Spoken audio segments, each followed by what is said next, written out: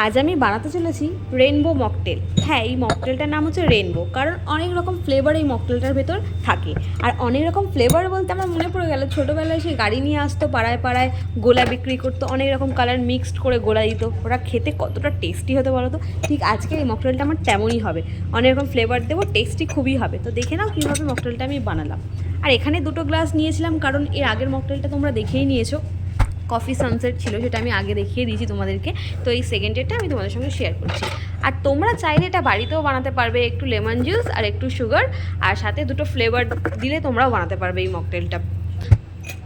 আমি এখানে মকটেলটা বানানোর জন্য 4টে ফ্লেভার ইউজ করেছি। প্রথমে তোমরা দেখতে পাচ্ছ আমি ম্যাঙ্গো দিয়ে দিয়েছি, আর একটু লিচি জুস, আর সাথে পমিগ্রেনেট সিরাপ। এর ওপর থেকে একটু গার্নিশিংয়ের জন্য আমি দিয়েছি ব্লু কোরাকো সিরাপ। আর দেখো লেয়ারটা কত সুন্দর লাগছে দেখতে। গেস্ট যখন এটা মিক্সড করে খাবে খুবই সুন্দর লাগবে, আর এটা দেখতেও খুব সুন্দর, খেতেও খুব সুন্দর। তোমরাও চাইলে বাড়িতে ট্রাই করতে পারো। গরমের সময় কিন্তু এই মকটেলগুলো বেশ খেতে ভালো লাগে। দেখো লাগছে না একটা গোলা।